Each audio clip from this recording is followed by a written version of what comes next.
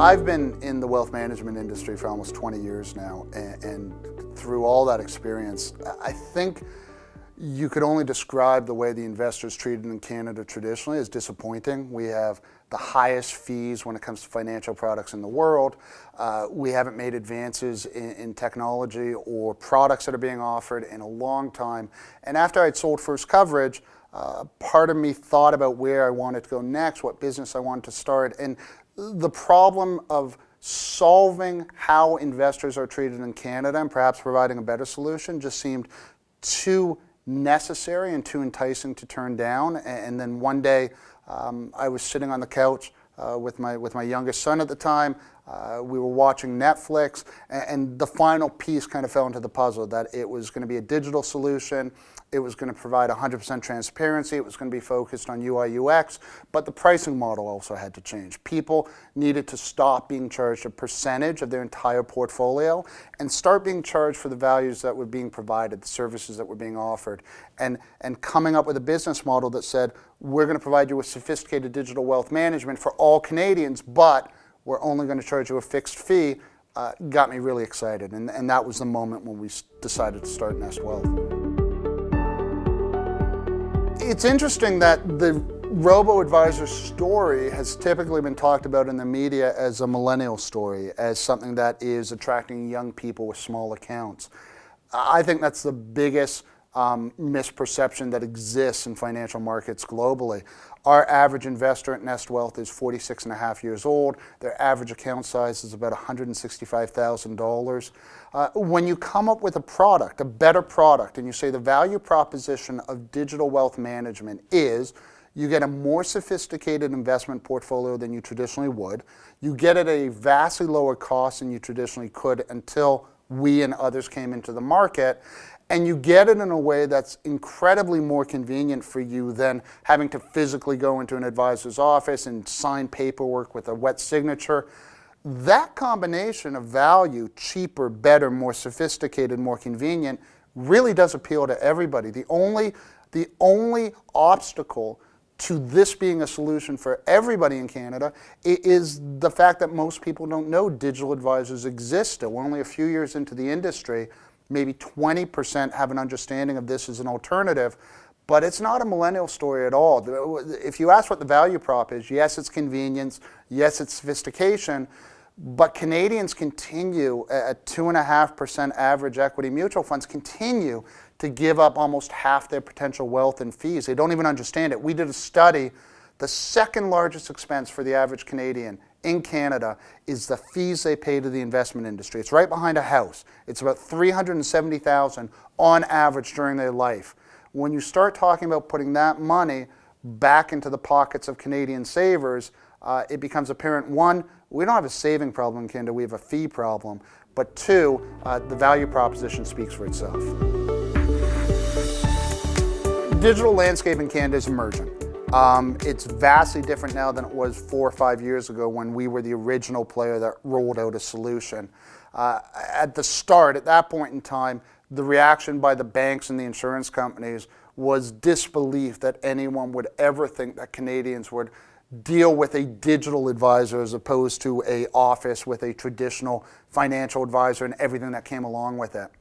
Roll forward a couple years, and the industry was really thinking that digital wealth was going to dominate, that firms like ourselves and Betterment and Wealthfront in the States had exhibited this validity that people would hand their money over to a financial advisor, even if they never met them, even if they were just secure in the notion that they were getting a portfolio managed in a sophisticated fashion in a secure manner.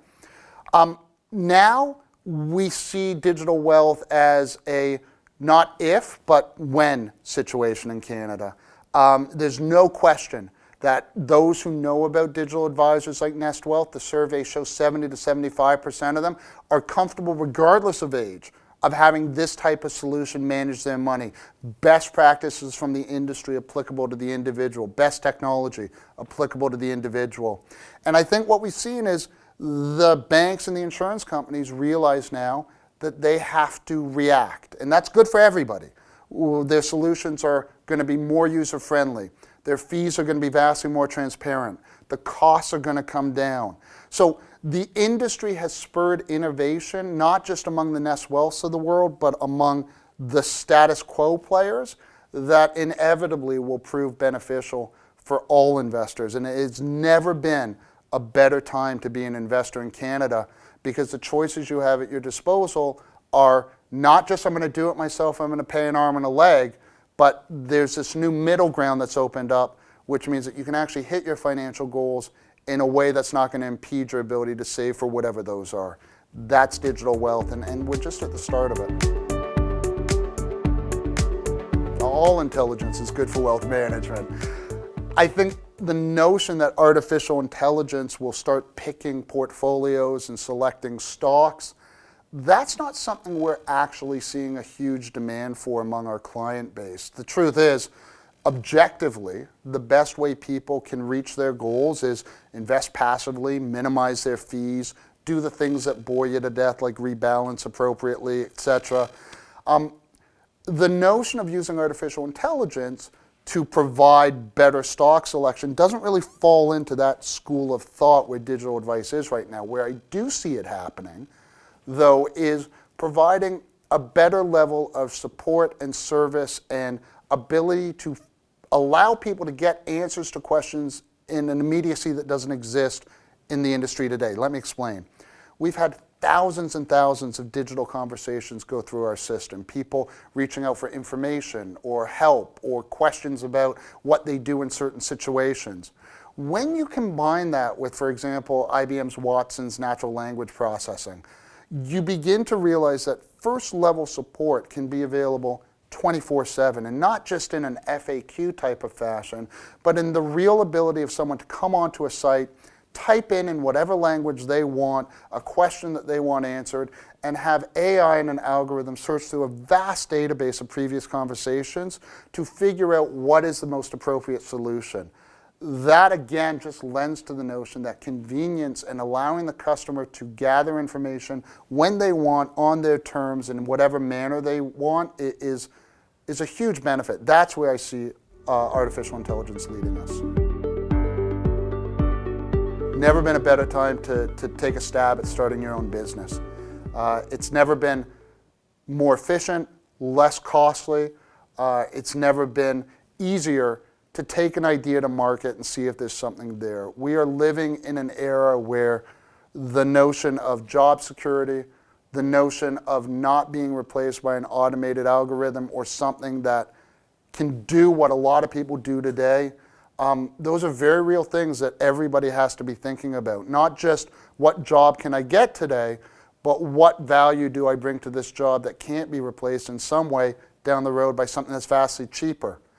I would encourage every Ivey alum to either go somewhere where you feel you can make a meaningful difference and learn a ton in as quickly of a time frame as you can, or take a stab in something that you're passionate about, something you think you have a better way of doing, and bring a product to market. The world needs better products, it needs smarter people, it needs people that care about solutions.